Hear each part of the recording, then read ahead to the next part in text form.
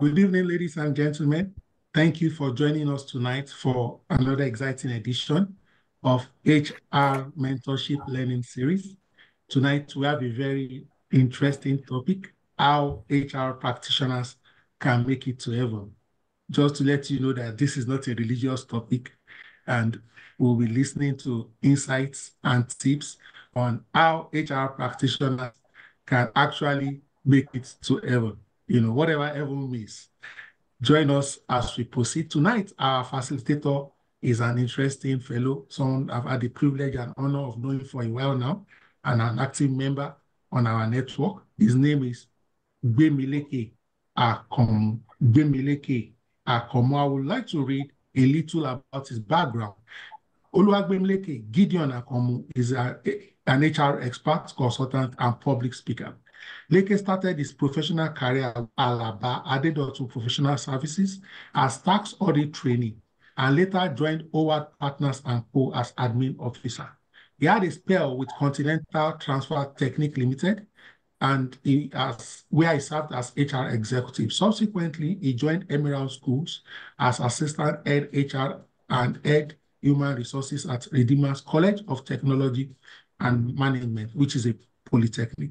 He pioneered the HR department at Mahmuda Beverages Nigeria Limited as human resource manager, and is currently the pioneer HR admin manager, Hillsville International Academy. His experience spanned across compensation, benefits, training, change management, talent management, succession planning, recruitment and selection, human resource information systems, mentoring, and so on and so forth. Leke prepared for his professional career at Olabisi Odunabanjo University, where he backed a Bachelor of Science in Industrial and Labor Relations with a second-class upper division. He also holds a master's degree in employment relations and human resource management from University of Lagos. He's currently running another master's program in governance and development policy at the Bayero University, Kano, Nigeria. He's a member of professional bodies, including Chartered Institute of Personnel Management and Chartered Institute of Management and Institute of Strategic Management. His interests range from volunteering to mentoring. Is also very passionate about football, tennis, travel, and music. He is a part-time lecturer at the Business Administration Department of Redeemers College of Technology and Management, showing us the way as HR professionals on how to make it to heaven. Let's receive Minister Gbemileke Akomu. Over to you, man of God. Okay, thank you very much, Mr. Dioshun. Good evening, everyone. Like I said, my name is Gbemileke Akomu. So I'll be taking us through the journey with the topic, how HR practitioners can make it to heaven. How HR practitioners can make it to heaven. So briefly, within I don't know how many minutes I will be giving, but we'll be running through this table of content so that we'll be able to have an understanding how HR practitioner can make it to heaven. So we'll be looking at the introduction, which is the overview of HR profession. So we're defining human resource, the HR practitioner, understanding of HR functions, categorization of HR practitioners, fundamental insight of assessing HR practitioner. Then we look at the self-appraisal, maybe like 2 or 3 questions to check ourselves as HR practitioner, then the conclusion and the question and answer.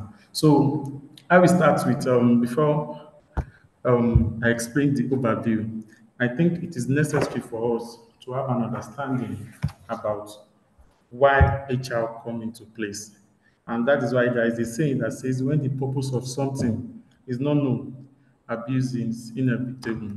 I look at the range of people that join HR practitioners today that are into HR practice. Some of them, their first degree might not be HR, maybe one reason or the other, they find themselves in that HR. And fine, some of them do quite well in their profession, but it will have been good if they have the understanding or the rudiment of why HR come into place, why human resources management come into place in every organization. I will try to take us back to the memory lane so that we could have an understanding of what the HR is all about. Yes, during the agrarian era, where we have the European people, making use of doing the agrarian culture, where the only means of income or source of work is just the farming. And after that, we have what we call industrial revolution, whereby we have the machine coming into place in the industry, and we have the people working over them. So as at that time, we have the rich people own controlling the means of production, and they are in charge. So they do whatever they like to whoever that is working with them, and there is nobody. For me, during my own first degree, I had the opportunity to study at Department of Sociology. So there is a sociological part of it where Kamas is a sociologist who talks about the bourgeoisies and the proletarians, whereby the bourgeoisies, those are people that owns the means of income, and the proletarian, those people that are working for them. So the bourgeoisies, they determine what happens at the workplace, and they can do whatever they like at every point in time. As at that time, the government can only do little or none to what is happening at the industry within the workplace as at those period of time. So, and with time, we have people representing the interest of workers during those period, and this what brought the emergence of the likes of trade union and everything like that, because people need to yarn for their interest, and this interest can only be met because where people have a collective means of, they have a collective vision and have the same voice, and that is why we have the likes of we have the what we call the tripartite in the industrial relations, whereby we have the employers and their representative, we have the employees and also the represent and their trade unions, and also we have the government and their agencies. So this tripartite come together, and as at that time we only have what we call the personnel. So the from the personnel, there is an involvement whereby it now brought about what we call human resource management today. So the function of human resource don't just come in place.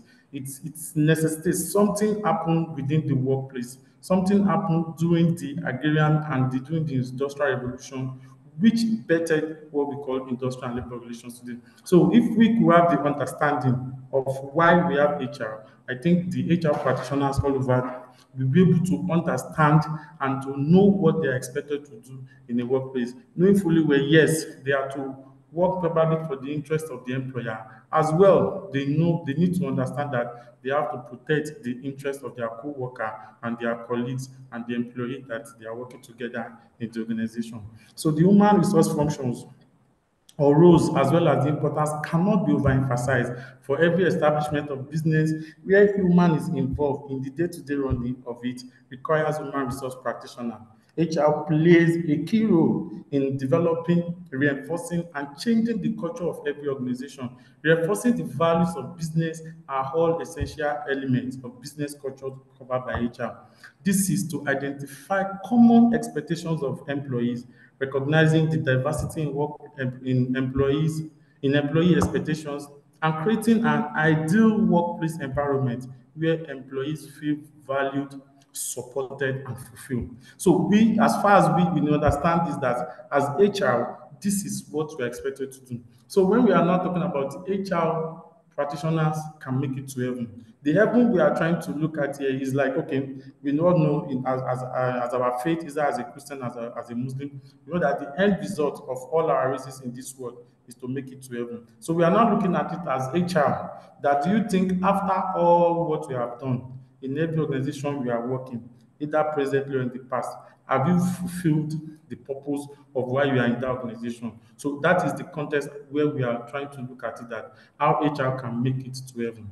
So let's move on. So we go to the definitions of human resources. So human resources is the discipline that deals with the people side of the business. It is an important part of organization as it is the department responsible for supporting its employee. HR provides the structure within the organization by managing the employee's life cycle from recruitment to onboarding until the employee leaves or retires. This is a very key definition of what HR is about. In a layman, they would say that HR is hiring and firing. And what happened between that hiring period and firing period, that is where we have the HR coming into play. So during the period where we have a staff or an employee joining an organization, during the period of exchanging his or her manpower to meet an end or to get a wages. Whatever that happens during that period, majority of them lies on the table of HR manager or HR practitioner. The primary goal of HR is to maximize the value of employees while meeting the needs of employer. This is very, very important. So while you are maximizing the value, while you are getting the best out of the employees, you are also trying to meet the vision and the goal and the objective of the employers as well. HR professionals ensure that all employees are treated fairly, having access to information and support service required for them to perform their jobs effectively, that they receive adequate training for new jobs, responsibilities, and have opportunities for professional growth at work. Human Resource Department heavily determine the company's culture, which can help create an environment where employees are happy and productive, leading to its growth. This is very, very key for us because as HR practitioners, it lies on our table to make sure that we develop a very robust company culture where every employee is going to follow suit. And that is why, as HR, you are a leader and you must lead with example. And you must be able to create an environment for every employees, for every members of staff to be happy and also to feel belong to the organization. So then the next one, we look at who is the HR practitioner. Who is that people that we believe that they are HR practitioners? So HR practitioner is a person who works within the human resource department in a company organization or organization. Generally, an HR practitioner is expected to hire qualified talent in a conducive working environment that supports work diversity and inclusion while equipping and enabling them with all the required appliances that will ensure their commitment and loyalty to the organization. An HR practitioner is also responsible for analyzing problems, diagnosing issues, and proposing solutions. He or she will be involved in the development of all HR processes and systems. This is a real definition of what HR practitioner is. So we are the ones that engage or manage everything that do with that has to do with the people or the manpower that works in organization. It is expected of us to get the qualified or the required manpower as far as there is a vacuum that needs to be filled, as far as there is a goal that needs to be achieved. We need to help the employer to achieve their purpose by bringing in the required manpower and giving them the tools or the equipment and an enabling environment for them to achieve whatever reason why they are being engaged. So that is the function. That is what HR practitioner is all about. So what are the skills required for HR practitioners? So we have leadership. That means for you to be an HR practitioner, you must have the skill of being a leader. You must be able to lead people. People must be able to see you as a front runner for them, and you must be able to challenge them for whatever they are doing. And then the next one, we have interpersonal. You must be able to engage people. You must be able to interact with people for either from one department or the other and wherever they are. Then you must be able to make decision at every point in time because everything at a point in time when they have to make decision on every employee or manpower in the organization, the decision lies on the table of human resource manager. So then he must be a very good communicator. He must be able to communicate either in writing or in speaking as well. He must be able to attend to mails. He must be able to do a very constructive emails and communicate at appropriate and where necessary, either through memos or every other means of communication. You must be able to influence change because they believe that they believe that as HR practitioner, if there is a need to introduce new method into the system or there is a need to implement any new things for the staff, it's the HR that is going to lead this and make sure all these things are being implemented. You must be a very active listening. You must be able to listen to every member of your staff, irrespective of their gender, irrespective of their position. You must, no matter who they are, you must be able to pay attention to what their need or issue might be. And one of these, the last one we are looking at is confidentiality. You must be able to keep secret. You must be able, every information at your disposal is not meant for everybody. So for as HR practitioners, you must have these key skills for you to foster as HR practitioners. The next one, so we have to look at the understanding of HR functions. So this one I will just run it through so that we'll be able to have understanding that what is expected or what are the functions of HR. We have the legal and ethical framework. This under this we need is for an HR practitioner to overview the HR related laws and regulations, workplace policies, procedures and processes, ensuring compliance with relevant law and regulations, handle sensitive information and confidentiality, upholding ethical standard in HR practice. Then the next one, we look at the recruitment and talent management. As HR practitioners, we need to understand the recruitment process, strategies for attracting top talent, effective interview techniques, onboarding and orientation best practices. Then the next one, we look at the employees engagement and retentions. As HR practitioner, you need to develop strategies for boosting morals and motivations, providing resources and support for employees in need, retention strategies, and reducing turnover. The next one, we look at the compensation and benefits. That has to do with the payroll and then every other benefit as stipulated by law. When we talk about the pension, the NHF, the whatever ITF and every other benefit that is accrued to the employee. So we look at also the performance management as HR practitioners. You must be able to set clear expectations and goals, providing constructive feedback, performance appraisal methods, and addressing performance issue and coaching. Then the next one, we look at the training and development, which is also known as learning and development or workforce management. This is to provide opportunities for professional growth and development, continuous learning and skill development. Then part of the function is the recognition and reward. As HR practitioners, you need to understand the importance of recognition and implementing effective recognition programs, recognizing and rewarding employees, tailoring reward to meet individuals' employee preference, which are also part of the functions of HR. So the last slide for this outline, we look at the as HR practitioners, you must be able to handle conflict resolution and support by handling conflict and grievance effectively, implementing fair and transparent conflict resolution processes. The next one is the workplace flexibility and adaptability, supporting flexible work arrangement, accommodating diverse needs and preferences. So it's second to the last, we have the workplace diversity and inclusion.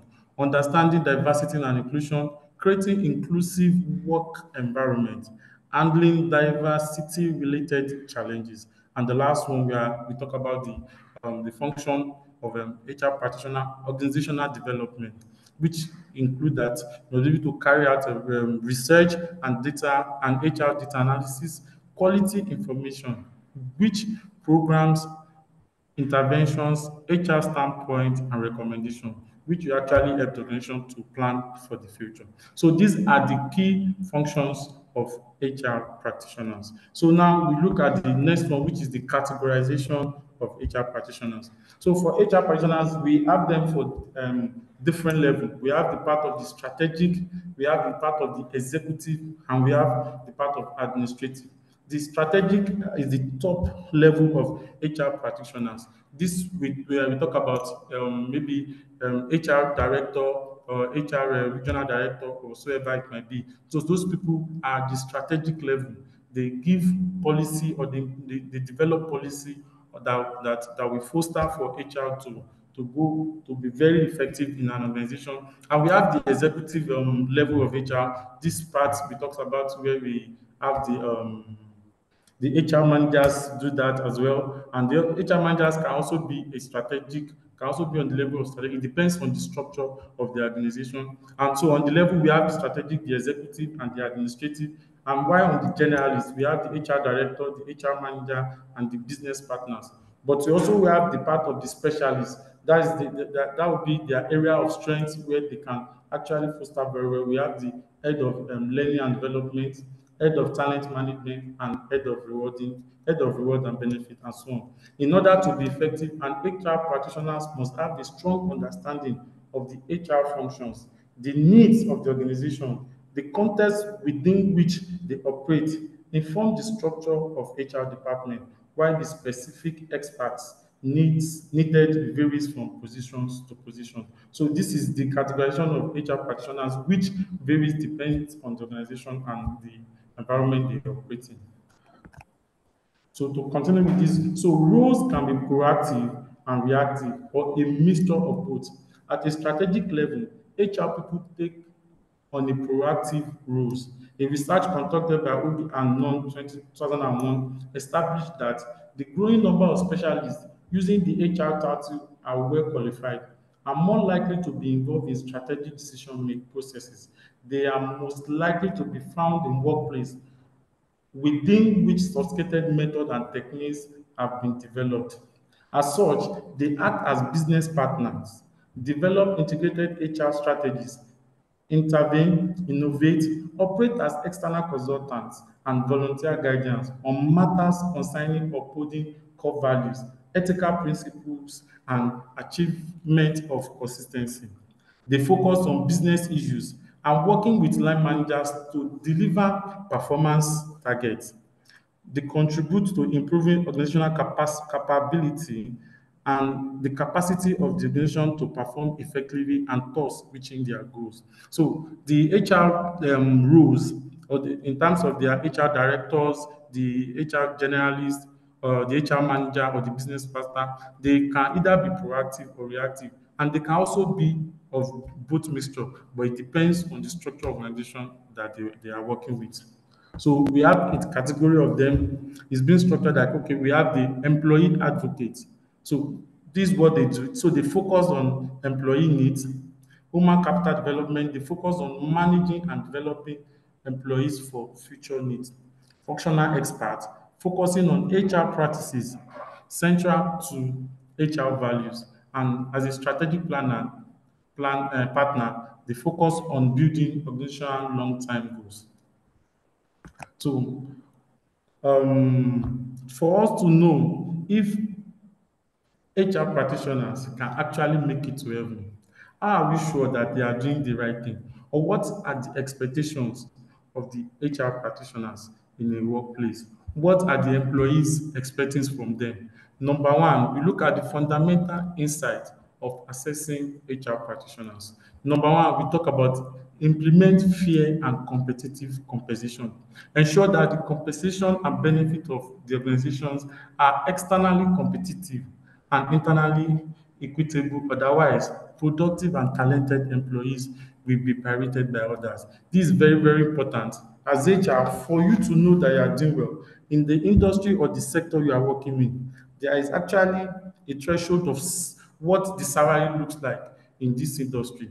Then it is expected that for every of your employee, based on their role or their job description, you are expected to pay a fair or competitive salary for them. Don't short pay your employee. Let them feel that yes, what the industry I'm working, what is being given to a customer care service officer is also given to a customer care service officer in your own company as well. You don't need to short pay them. Let them know that yes, what you are paying them is what is generally acceptable in the industry they are working with. And number two, you need to recognize and reward achievement.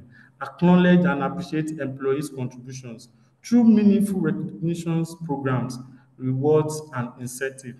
This is very, very important. You need to recognize and reward every achievement of your employees. If there is a target for the company for the beginning of the year, for the calendar year, and all these targets are being met either quarterly or on monthly basis or at the end of the year, you must put in place a means of recognizing them and rewarding them, because this is going to boost their morale, and you will see them doing more and also wants to give in their best to achieve the organizational goal and objective.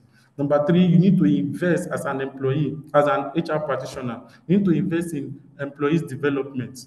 No, that is to say that you have to provide opportunities for continuous learning and growth through training programs, mentorship, and career development initiatives. This is very important. You need to develop Training program. After your assessment on training need analysis, what are the training program you need to develop for each department? You need to work with their line managers for them to enroll for training programs. Also register them with their professionals bodies like ICANN and CIPM. This will foster for them to actually do more, and they'll be able to learn new things about the job, and this will actually help them to put in their best. Number four, we look at the prioritize employees' well-being. That is to implement policies and programs that support the physical, mental, and emotional health of employees, such as wellness programs, flexible work arrangement, and access to counseling services.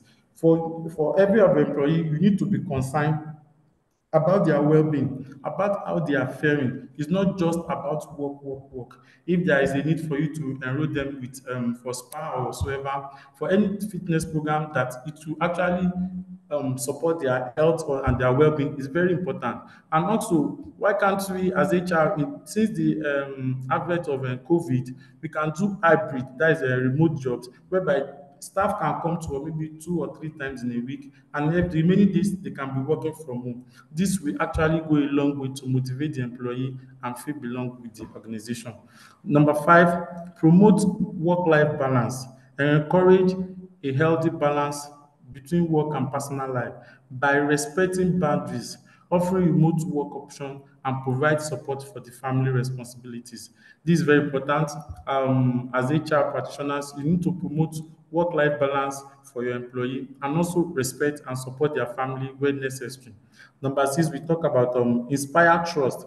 Employees who may disagree with the company's policy or have an issue with their line manager, with their managers, we talk to HR, but they need to feel secure enough that raising a concern will not affect their employment status. It's important to refrain from gossiping about corporate and sensitive information such as contract terms, budget, salaries, and offer letters, and maintain their professionalism at all times. And as HR professional, you must protect employees' rights and privacy.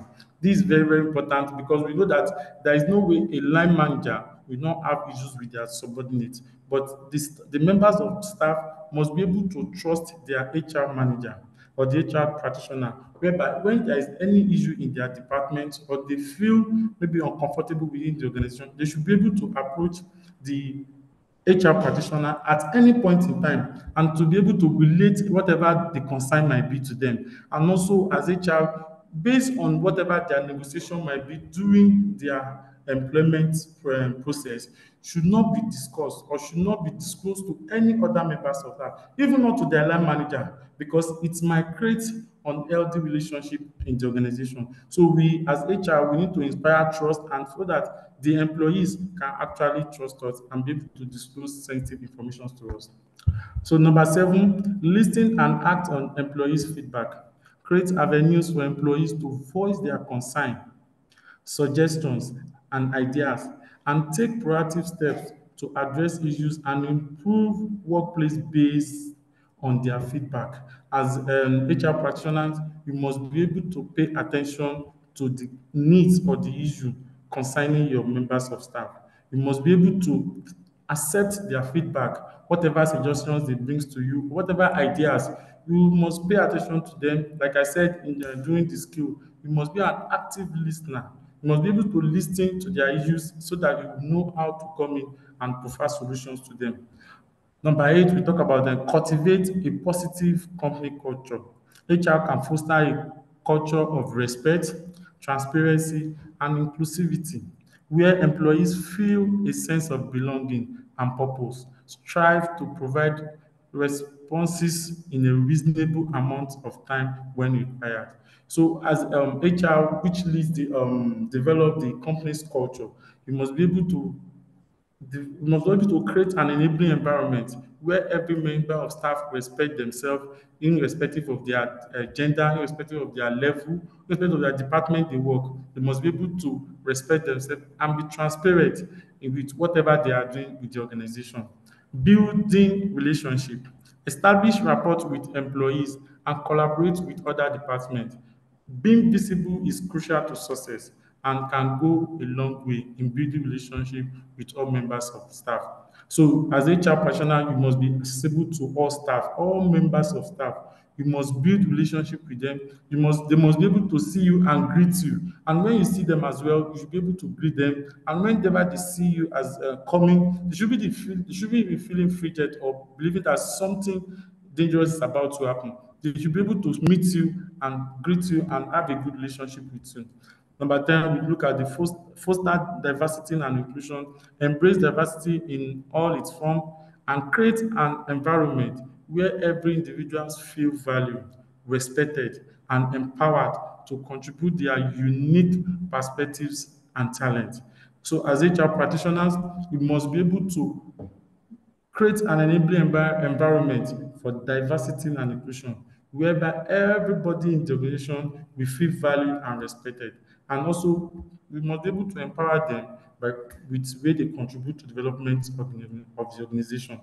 So the 11th one, we look at the discipline centered on the principles of due process while upholding respect and impartiality in handling each administrative cases expected to be reliable and follow through. So when there is an issue or disciplinary issue with any member of staff, we need to, as HR practitioner, you need to make sure that you follow the due process as being stipulated in the staff handbook and make sure that everything has been discovered during the investigation and being implemented. So you should treat every members of staff cases with equal respect and fairness.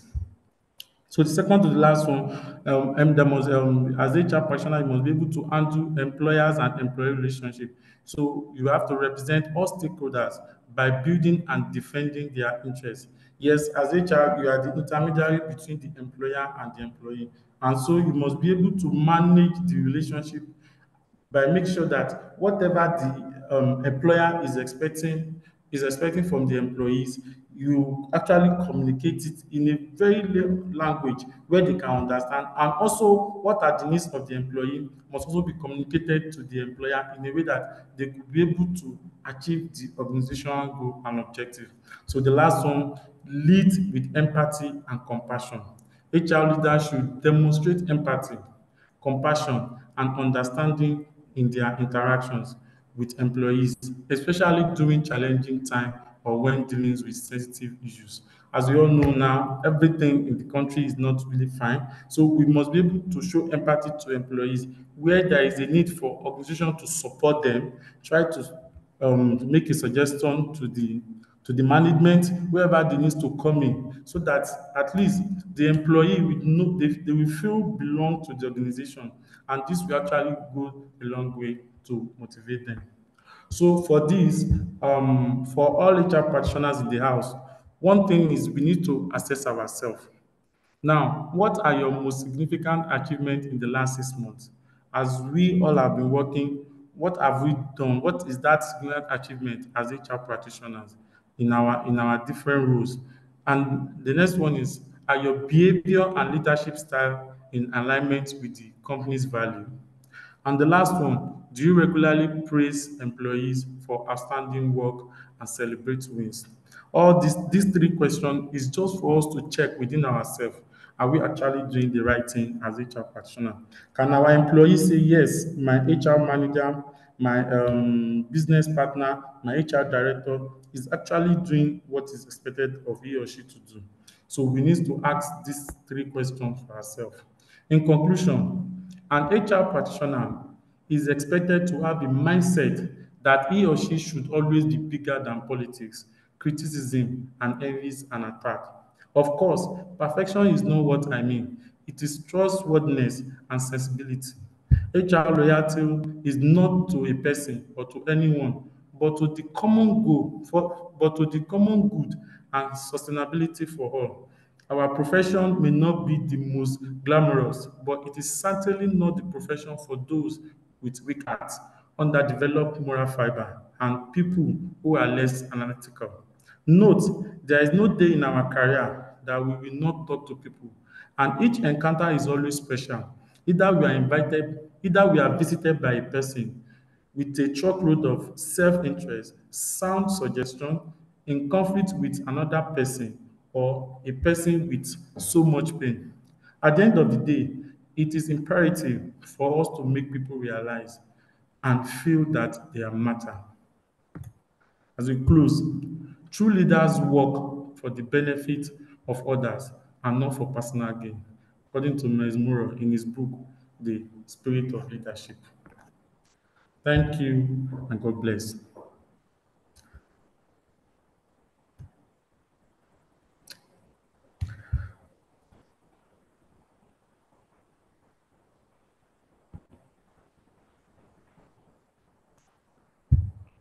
Hello, sir.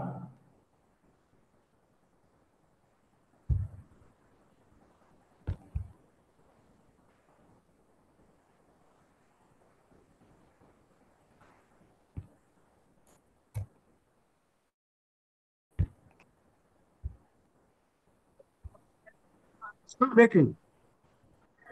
Yes, Hello, Leke.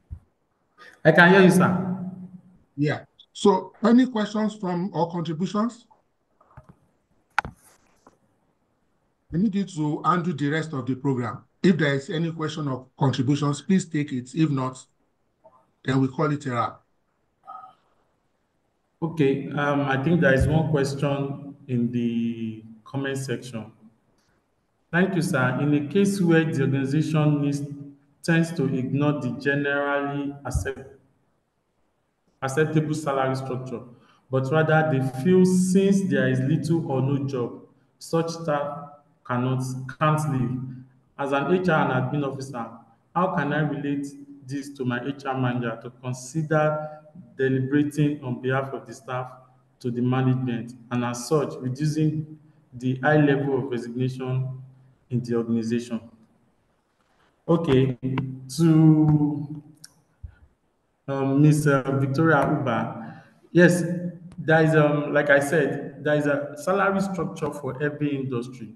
So if a salary is being given to an employee or to people that are coming in, and they feel the salary is too small, the HR manager should be able to look at it and present he or her case to the management.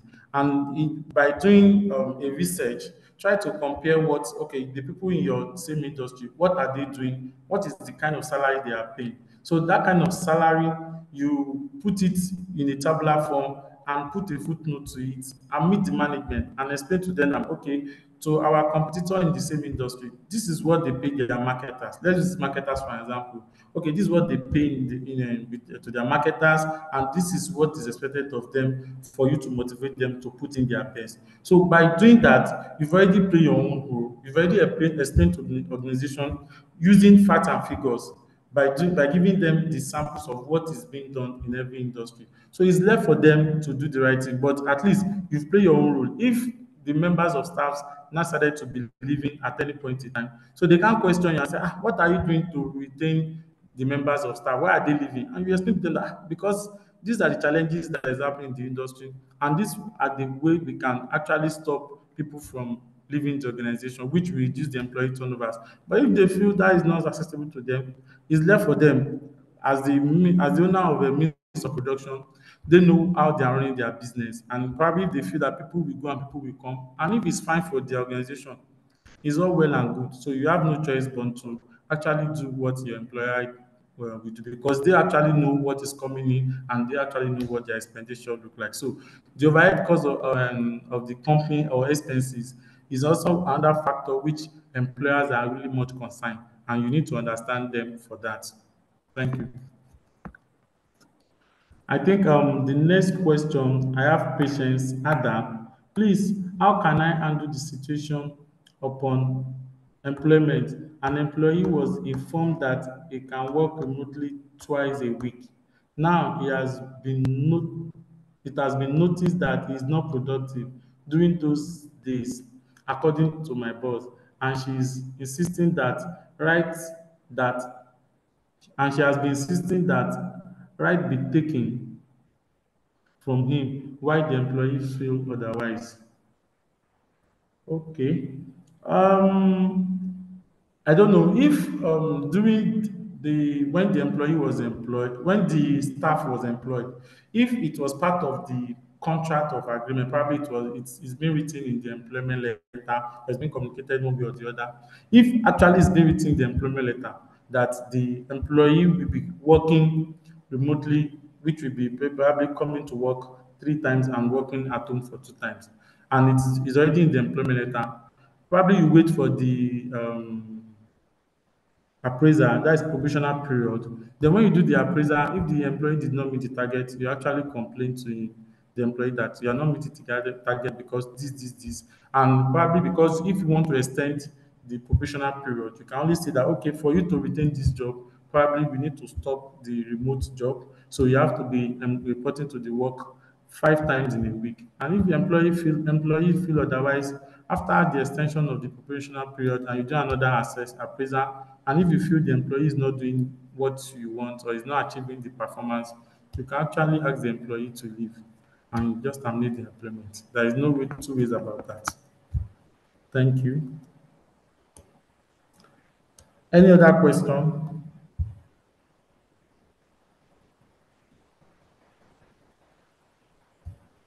Any other question or contributions? or contributions?